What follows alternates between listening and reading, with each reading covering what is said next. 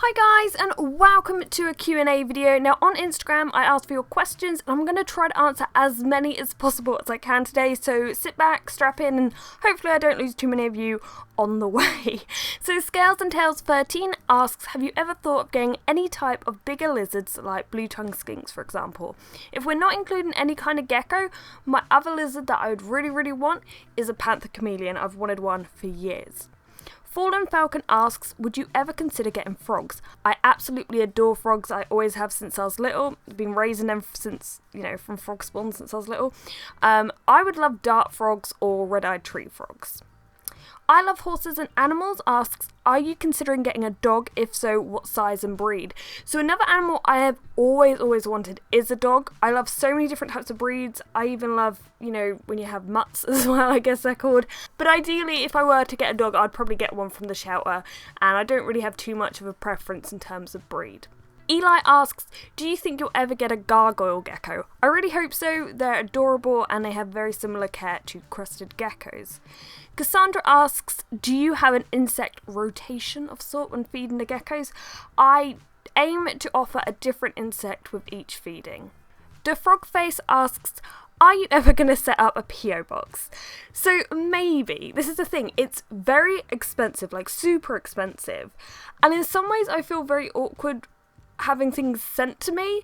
Like on Patreon, for example, I find it so hard accepting money from other people, and I just feel like anything I do in return is just not enough to say thank you and like how much I do appreciate it. So it's a very awkward thing receiving something, but at the same time I know people have stuff they really want to send to me, but we'll see. There's no guarantee at the moment. AS McFall asks, would you ever get more crested geckos? Yes, I absolutely love crested geckos. Seth asks, can you use multi-purpose soil as a substrate?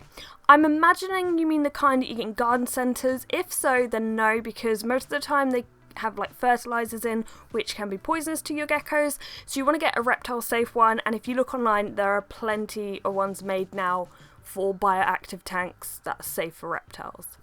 Mr. Rowan asks, how are the beetles? Bertie and Bruce are doing well, thank you. I see them around in Minnie and Ziggy's tank daily. They're just eating or drinking or exploring, and they don't seem to bother the geckos, so that's nice. Oh, he's currently biting me.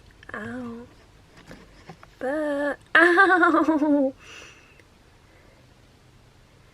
My hand is not food, Bertie. He's literally just biting me. That's nice. I'll give you a home. Can you see that?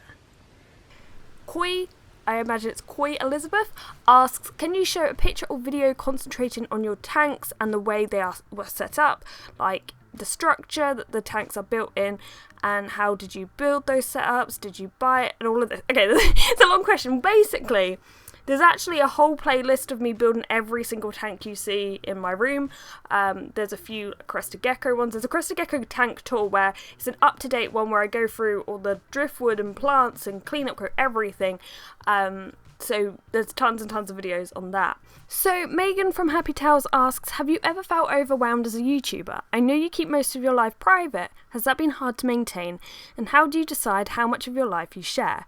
So it is true, I am generally quite a private person. The problem with that is I don't think people quite realise there's a person behind the videos, right? So there's certain things I will share with you. Back in 2016, right at the end of the year, I found out Pee-wee, my guinea pig, had cancer. He had an incurable tumour, and within a month, 2 days before Christmas, he passed away. And I never thought the death of a guinea pig can affect someone so much. That was just such a genuinely traumatising time. I was heartbroken. And the same for in April 2017 when Isla died. It was so abrupt, and I shared that with you guys. I was heartbroken, but I shared that with you guys, and because you see the animals in the video, but there's things you don't see, like in 2017 in particular, I lost all 3 remaining grandparents. And I still went on. I still made videos like normal. And despite all of this, I technically have an illness that I've had to deal with for the last 8 years, and it goes up and down, it does. And I've never let that interfere with producing content. and I've never wanted anyone's sympathy or anything. The thing is, when you don't know all of that stuff's going on, it's so much easier to just send someone hate and not even think about it, not even imagine that this person's a human that's gone through a lot in their life. So that is one of the struggles, because I think, do I share this stuff so people know what's going on, but equally I don't want their pity, I just want them to know I'm going through something at the moment. So that is one of the struggles I deal with. Anyway, on to happier and lighter things. Lily asks, how did you pick out your animals' names? So Gizmo is named after Gizmo from the film Gremlins. Minnie is named after her mother, Minnie. Diego was a name that I've always loved. I think I first heard it in the film Ice Age and it just stuck. I always knew that if I had a lizard, I wanted to call it Diego. Ziggy was originally called Aurora for like a few weeks, then I realised it didn't really fit her, and also I thought she was a boy. So around that time I was watching the Bob Marley documentary, and obviously I absolutely love that documentary, but his son was called Ziggy, and also I love David Bowie and he's Ziggy Stardust, so that was an interesting mix. That's how I came up with her name. Lyra is named after the constellation, and Drogo is named after Khal Drogo. Clay Art Girl Charms asks, do you think your geckos perk up when they hear your voice or see you because they want your attention and love, or because they think you will feed them? I think at this point, because I've had them for so long, it's beyond food, because I don't feed them every single time I go to the tank. I feed them every few days, and when you see them, they will literally like see me, head straight for me, and then walk on my hand. So I actually think, in some weird way, because I think a lot of people think reptiles are so basic and they have no kind of, they don't want the same kind of attention as like a cat or dog. I think when you've bonded with something for like 12 years, there's going to be something there, and I definitely feel that with a gecko, so I think it is beyond just feeding them. Not a Mouse asks, how has your experience been as a YouTuber? So I've been here a while, and I've had some ups and downs, but it's weird. I've been here so long, but I still feel completely and utterly insignificant. A lot of people have asked me about Pettube, but I feel so like an outsider. I don't even know where I belong. Do I belong with like the reptile community or this Pettube thing? I don't know. I don't know most of the people that are included in that, and I feel like a lot of them are friends and I'm just an outsider like, hey guys. I don't know, but when Solid Gold Aquatics gave me a shout out the other day, it genuinely meant so much, because I do pretty much feel invisible to most other animal creators. Regardless of all of that, I do still love doing what I'm doing. I love trying to reply to everyone, hearing your guys, like your gecko's progress and answering your questions. If you do have a question though and I'm not able to answer it, or there's a chance I've done a video on it, I've been here like 5, nearly 6 years, I have over 600 videos, so you can always scroll down my videos, I know there's a lot, look in playlists. FAQ Fridays is a great playlist to start with, or you can just type in a subject into the search bars on your mobile or on the computer, and hopefully your answer should come out, because I have probably covered it.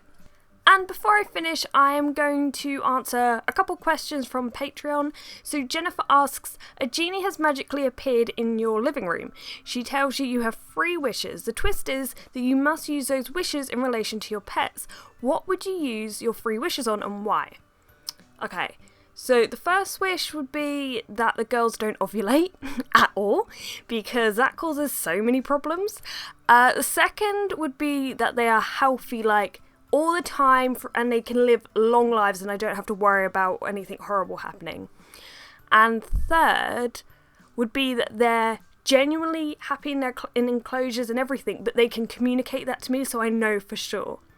And Hannah asks, what got you interested in reptiles and when did you get your first gecko? So I got my first gecko, Gizmo, when I was 13, should be 12 this year. And I knew I wanted a gecko when I went to this reptile show when I was about 10, and I actually still have the booklet from it, but the information in it is terrible. It's so out of date. Anyway, this has probably been a very long video, but thank you for sticking around and watching it all. Thank you so much, because we've just hit 120,000 subscribers, which is insane, and it means so much to me, so thank you so much for that. Anyway, thanks for watching guys, and goodbye.